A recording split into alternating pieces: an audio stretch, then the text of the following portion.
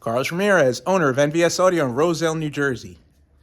Today we have one of the biggest wiring rescues for us of 2024. It's a shame the customers got all name brand equipment. It was just poorly put together, but we're going to fix it. We stripped everything out. There's all the wiring that we took out. We couldn't reuse it because most of it was aluminum. We replaced with an oxygen-free copper wire. Plus, as you can see, none of the wire is protected. Power distribution was done in the fairing, and it wasn't done with a distribution block.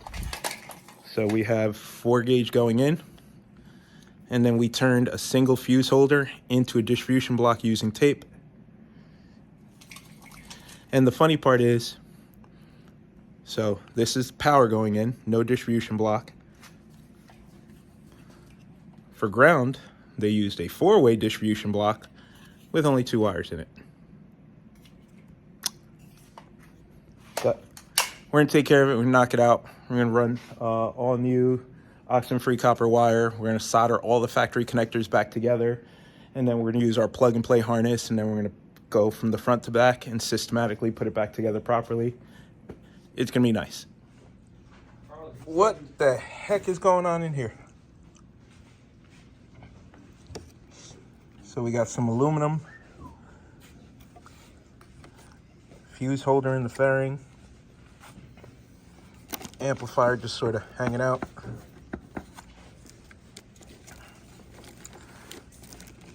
At least they use a T-harness.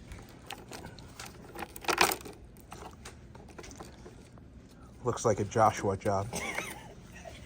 Not you? No.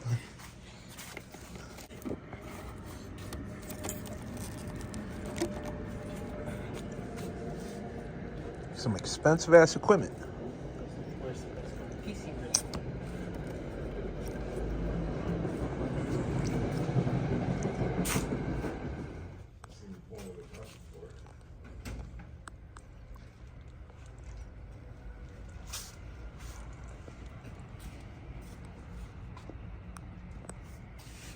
Hey, look at that. We use the fuse block as a distribution block.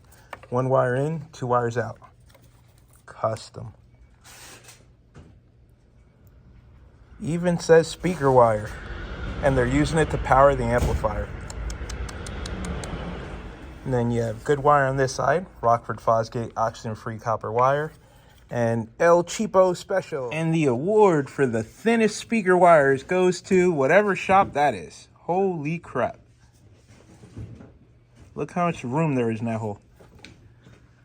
You got these speaker wires? Where do you buy wires that thin? And then, you know, the amp wants 4 gauge. We'll just take the H gauge and fold it in half and jam it in there.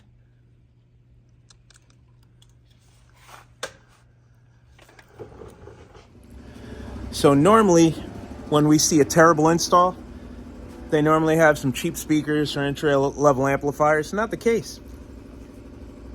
Euphoria Expert Carbon, expensive ass speakers, and a terrible install. It's crazy. Then, hear that? Stuff bouncing around there, it couldn't have sounded good. And then they cut the pod and didn't seal it back up. Then on top of that, you notice the speaker's not sitting flat? So the speaker's sitting flat there, which means they twisted the flange when they screwed it down. And they forgot to cut out that little nub right there to make the speaker sit flat. If you cut that little nub out right there, speaker sits completely flat. That's terrible.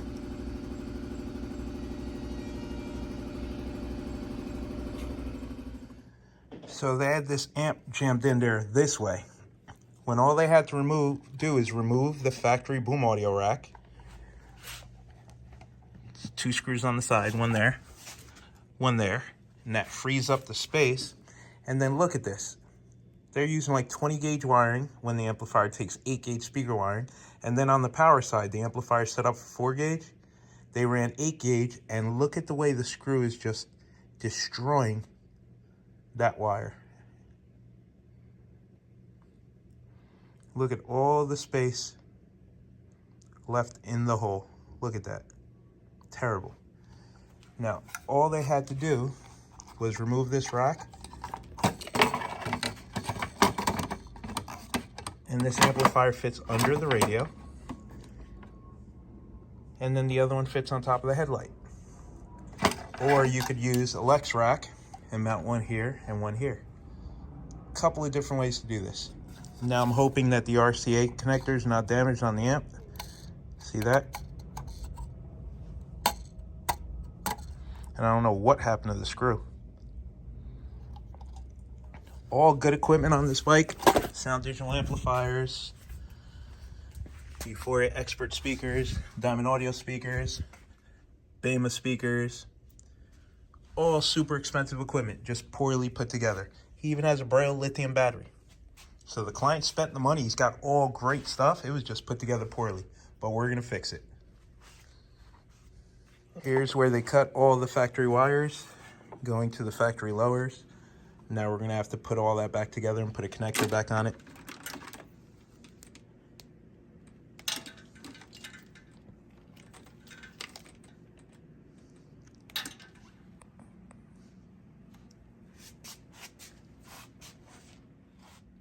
Here we have some more cut wires. Got to figure out where that goes.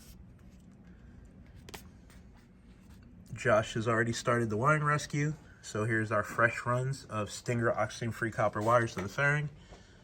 Nice and neat.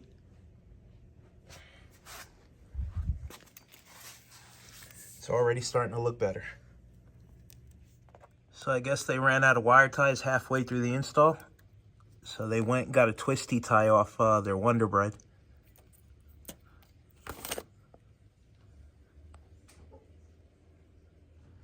So they cut his factory harness, which is oxygen-free copper wire.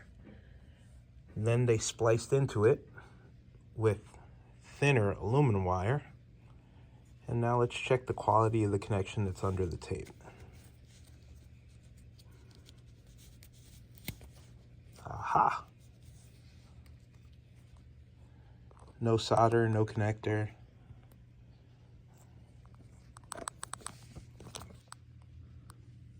That's not good.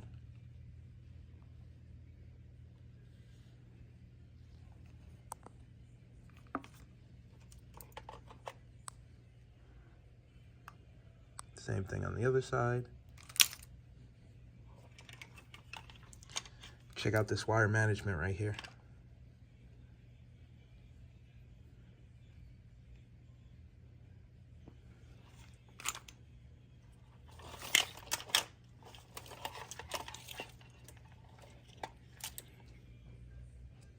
They use the T-harness,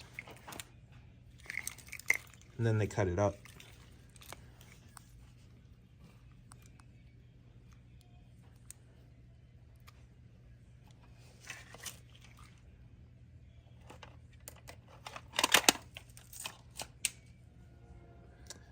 So we have brown power wire, or black power wire,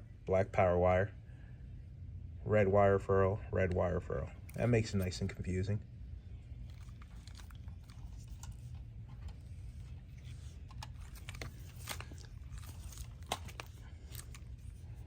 See, one of them was ground. At least this one they had red and black.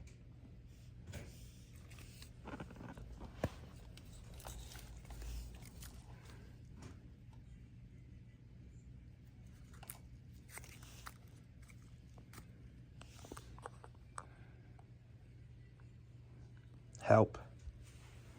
Okay, we're almost done wiring the front. All brand new runs of wire. All the factory harnesses have been repaired and put back together.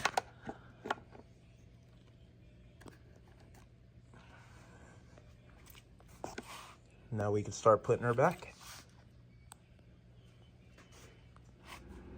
These holes are in pretty rough shape. Got some drywall screws going on. I don't know what happened with the cut here. They didn't even follow their own trace line. Yeah. They drew the line there, and then I don't know what they used to cut it.